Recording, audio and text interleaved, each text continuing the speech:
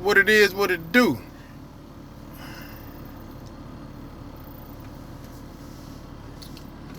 Boss here. Get that back glare out of my background. It's so sharp. Damn. The sun is up and it's high and it's affecting everything. What are you gonna do? How about that? We go this way. We go this way. I ain't gonna take a lot of time. How Reb say on Sunday, we ain't gonna keep you. We ain't gonna keep you today. We ain't gonna keep you. I'm in the confines of my own vehicle, so. But don't think I ain't still, prepared to throw the panties on my face. I throw the panties on my face right now, if need be. But I'm in the vehicle by myself, so I'm just chilling. 100. And I want to say a little something to you. It's morning time where you are, so take it as the sermon you get if you don't go to church. But 3:30 in the afternoon over here, and I found myself in thought. So, can I have a word? Can I talk to you? You ain't doing shit. Let me talk to you. Glorifying, glamorizing a lifestyle that you see that you're not familiar with can get you in all kind of trouble. Can put you in all types of mischievous situations. Felonious incidences that you would probably avoid with just your regular, ordinary water drinking, food eating, basic lifestyle. Some people is just designed to be squares, and that's fine, that's cool. But that lifestyle that you may see on TV or glamorized online and stuff like that may not be a perfect fit for you. Not even perfect, just not a good fit for you. It just may not be something you can get with. It just looks like that. Fans and acclaim and recognition and things of that sort. It seems appealing to a degree. But when you're actually in it, it may not fit you. It may not be what it is that you're used to enough to the point where it makes you uncomfortable. And simply your mere existence. Have mercy. Let me tell you what can I talk to you? I got a little time. You do? Do you? Hold on. So, this is what I was saying. If you're an avid follower, or you just happen to have catch a time or two that I've been on here, you saw when I first said how the next coming was going to be Megan Thee Stallion. You saw me play clips of Megan Thee Stallion getting off and getting busy on the mic, ripping it up, and I said something to the effect of, this storm is coming out of Houston and it's about to be globally known and recognized pretty soon. It's going to be Meg Thee Stallion. Some people didn't know what the hell I was talking about. Some people had wind of it, or if you was just more out Houston, Texas, out west, that way, you probably already knew her on some level. And coming out this way, the next thing you know, she all on the East Coast, Midwest. She on broadcast and radio waves all throughout the country. So it's like, bam, there it is. Here it is. Here you go. But when I caught wind of her rapping style was just phenomenal for a female. Well, I ain't gonna even say for female. I don't mean to be racist, but she had an awesome rapping style, and she was female. And I just loved the way she carried herself. And her rap style was just more or less how lyrically dominant she felt she was. That appeals to me because you're talking about yourself and you're giving yourself props that nobody else might give you, and you dare to make a name for yourself. I was digging that, and she was going hard. She was going hard. Now, a minute. Okay. Now, the commercialized Meg is who you now or have mostly seen once she became such a name. Once she became so, the exposure is big now. She's plastered everywhere. They're putting it in everybody's face. And that's how the media can do. If they decide or choose or you sign a death covenant with the devil or a blood oath, whatever it is that happens when you go from somebody you've known and recognized to somebody I knew and I don't recognize.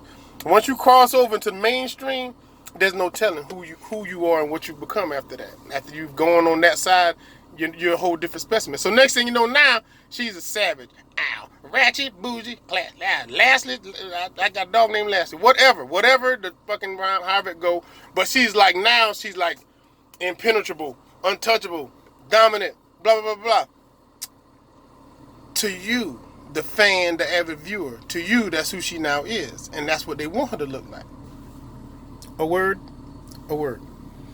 That's not Meg the Stallion. That's not Megan the Stallion. I don't know her like that. All I'm saying is that's not Meg the Stallion.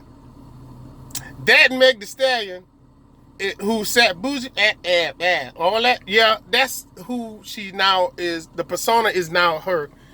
In that light, a savage, I'm not going to go by definition, but I'm going to say a savage is somebody who's probably not unfamiliar with being shot and or shot at. You know, felonious acts and criminal-minded activities and maybe a couple of jail sentences or something like that. Yeah, that's where you probably lump your savages in. Your savages and your thugs and your, criminal-minded, tough guy bullies. Yeah, they're probably lumped in the same category. That ain't her. And I think that's where a lot of those jokes, those off-color jokes that came off from so many people came from. It's like, oh, I thought you was ratchet, boozy, classy, nasty, jump out the backseat and all that. What happened? Because when she started living that lifestyle, now you in the place and faces of people that, you never saw her with, she didn't even know. Now she's with them doing those things, and she is not getting shot in the foot 2 times. How so? How so? Are you this savage, ratchet, booty, classless, whatever the hell? Or is that what they're saying that you should be? And they got you around people to support that lifestyle? Because I think that's how you got shot. And those off-color jokes was more or less like, why are you not on TV and why are you online and why are you on media exposure crying, looking for support, looking for people to send you gift bags and care packages and well wishes. Not that anybody shouldn't. I'm not saying that. But I don't think your average savage is expecting that. I think your average savage gets shot, gets beat up, beats up people, breaks in homes, gets arrested, gets released, and is back to doing what savages do. I don't think they portray that role and don't expect some negative outcomes to happen in their lifestyle. That's just what they do. That's what I think. Savages get shot. I think savages get shot. I do. I really do. Joey Coco Diaz is a savage to me. You ever heard of him? Look him up. That's a savage to me. He uses the word savage. He has lived the life of a savage, and that's my version of a savage. Tupac was a thug, but he was in a company of savages. You get shot, you get beat up, you beat up people, you live that lifestyle. It's give and take. It's give and take. And I say that to say this also. Now she's on this song, the WAP, the WAP, whack, whatever. Okay. Now, on the same note, I want to gag, I want to choke. She wants you to touch that little dangly thing in the back of her throat. That's what Cardi B has done for many years. She's a professional. That's what Megan Thee Stallion raps about, but she'll tell you she ain't had but 2 or 3 boyfriends. Your domestic housewife ass, you couldn't do deep throat before. You can't do deep throat now just because it come on a song with a nice beat you like. Don't get yourself caught up trying to do shit you couldn't never do, because you know what that is? That's just simply called having a no-gag reflex. I don't care what she call it. She call it the back of thing, diggly thing in the back of my throat. You couldn't do it then. You can't do it now. And don't let Cardi or Meg make you think you can. But it'd be nice if you practice, because you have a man at home and you wouldn't have a bill you couldn't pay. I don't have a problem with you trying it, but they have done it, probably. Cardi, definitely. That's why she talk like this in the first place. She has done it. She is a professional. Before she got all that surgery and stuff done, she had to fight for that money. She had to work and earn that money. She didn't have titties and boobs to make guys just give her money like that. She just had the face. So I'm pretty sure she did a lot of gangly throat practice. Meg, and like I said, Meg, you can just go see her videos right now. She'll tell you she's not like that. She ain't had a whole bunch of boyfriends. She wasn't, fallacious with a bunch of men and stuff like that. This is just a song, and it's just a portrayal. And if you feel empowered as a woman to listen to it and want to try stuff, you go right ahead.